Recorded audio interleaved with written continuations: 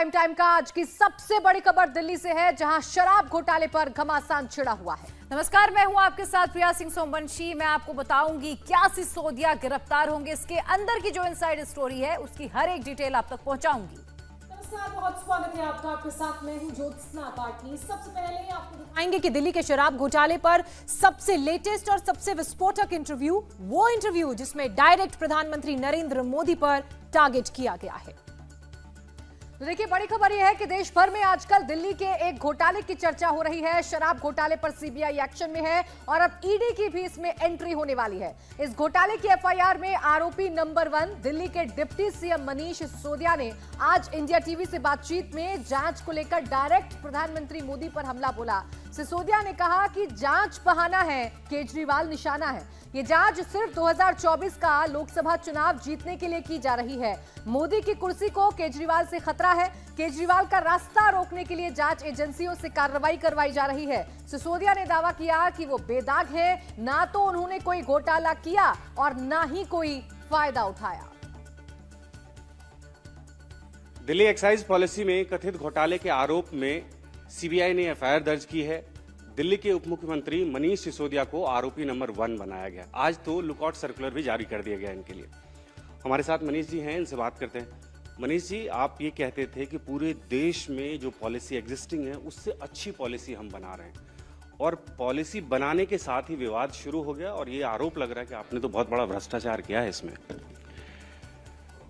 भ्रष्टाचार excise policy में नहीं हुआ।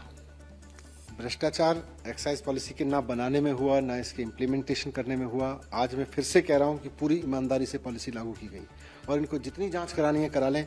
यही बात निकल के आएगी कि पॉलिसी को बनाने और इसको इम्प्लीमेंट करने में कोई बेईमानी नहीं हुई। ये ज़रूर है कि इस एक्साइज पॉलिसी पे सवाल उठा के जिसमें ये एफआईआर की गई है, ये अरविंद केजरीवाल को रोकना चाहते हैं।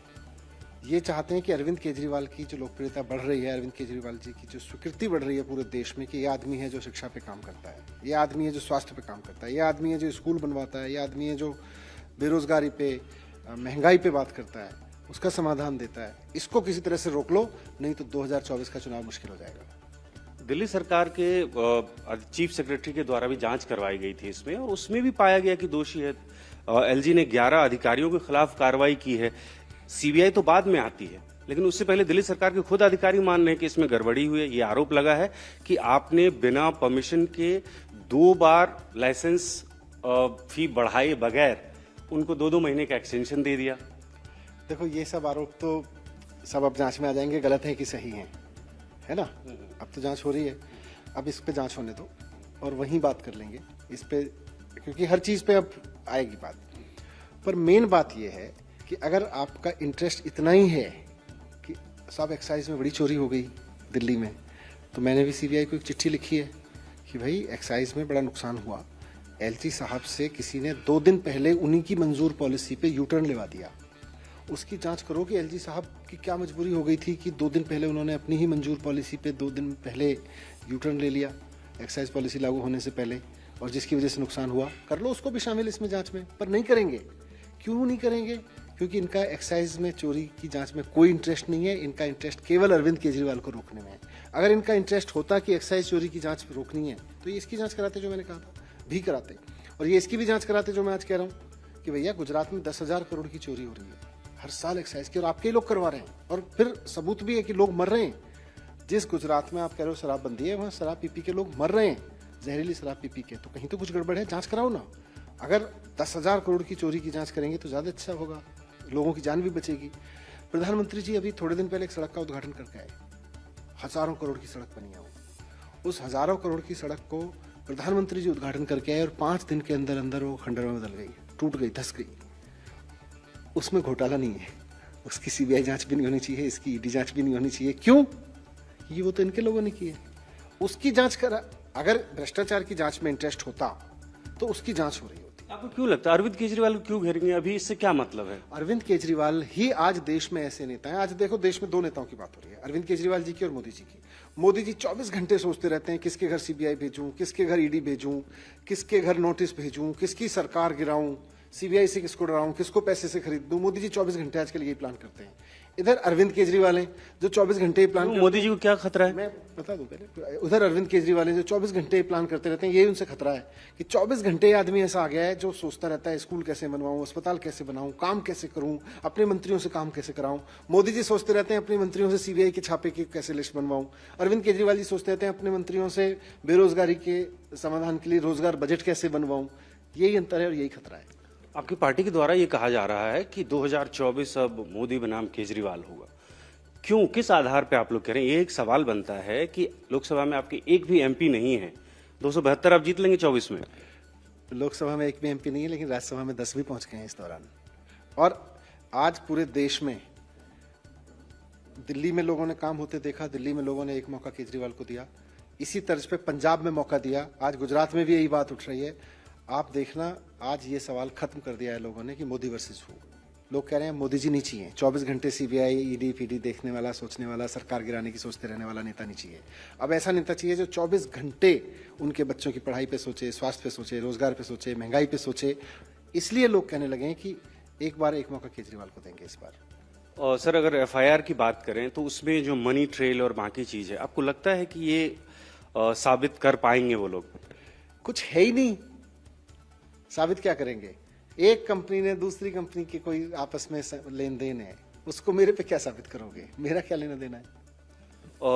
144 करोड़ की बात की जा रही है कि कोविड के दौरान कंपनियों को, शराब कंपनियों को आपने फायदा पहुंचाया, माफ कर दिया उनका लाइसेंस भी। फिर कहाँ है वो? कोई कहता है 144 करोड़, कोई कहता है 1100 करोड़, कोई कहता है 8000 करोड़। सारा बताओ ना, सारा कहाँ है?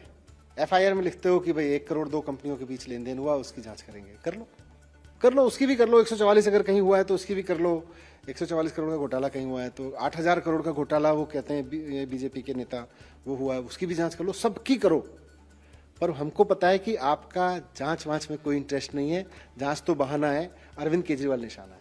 एलजी ने जो सवाल उठाए थे उसमें यह भी था कि जो ड्राई डे है वो कम कर दिया था आपने, और 2015 में इसी तरह का एक प्रपोजल आपके पास आया था, उसको आपने खारिज कर दिया, और इस बार कम कर दिया और उसके बदले में कोई फीस भी नहीं बढ़ाई आपने शराब कंपनी। अब सारी निटिग्रिटीज की, क्योंकि अब सीबीआई जांच हो रही है, अभी होने दो, एक एक चीज सामने आ जाएगी, सारी चीजें सामने आएंगी। अब जब सीबीआई जांच में ही सामने आना है, आने दो। अभी सीबीआई जांच में एक एक चीज सामने आएगी कि कैसे, और सीबीआई अभी तो ईडी भी जांच होगी, अभी तो गिरफ्तार भी करेंगे, करने दो, सब कर लें।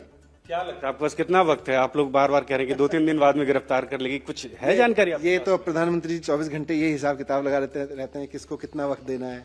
ये नहीं सोचते कितने स्कूल खोलने हैं, किसको कितने रेड देनी है, किसको कितने पैसे में खरीदने की कोशिश करनी है, किसकी सरकार गिरानी है, वही सोच के बताएंगे कब करना है। आखिरी सवाल ले रहा हूँ, क्या आपको लगता है कि इस सब का फायदा आपको गुजरात चुनाव में होगा?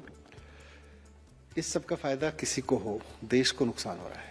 75 साल बाद भी अगर कोई काम करने की कोशिश कर रहा है और देश के प्रधानमंत्री 24 घंटे इसी टेंशन में है कि इसको काम करने से कैसे रोकूं, सीबीआई भी रेड भी फेल हो गई, वर्कआउट नोटिस भी नहीं हो रहा, लॉकआउट नोटिस भी नहीं हो रहा, अब क्या करूं, इससे देश को फायदा नहीं हो रहा। ये इसलिए मैंने सवाल किया था कि तमाम लोग ये कह रहे हैं कि जैसे ही सीबीआई रेड और एक्साइज पॉलिसी की बात करो, ये लोग शिक्षा और उसकी बात करने लगते हैं, हॉस्पिटल और स्वास्थ्य की बात करने लगते हैं, लेकिन जो असल मुद्दा है उससे भटकाने की ये कोशिश मुद्दा तो मैं बता रहा हूँ ना आपको, असल मुद्दा यही है कि अब देश में दो ही सोच चल रही है। एक तरफ एक नेता है जो 24 घंटे सोचता रहता है कहाँ सीबीआई भेजूं, कहाँ ईडी भेजूं, किसको रेड कराऊं, किसकी सरकार गिराऊं।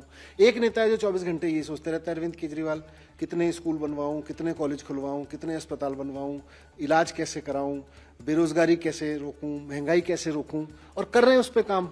सोचते हैं और करते हैं, ये भी सोचते हैं और करते हैं। इंडिया टीवी हर वक्त हर जगह डाउनलोड करने के लिए सर्च करें India TV news Google play store या ऐप स्टोर पर।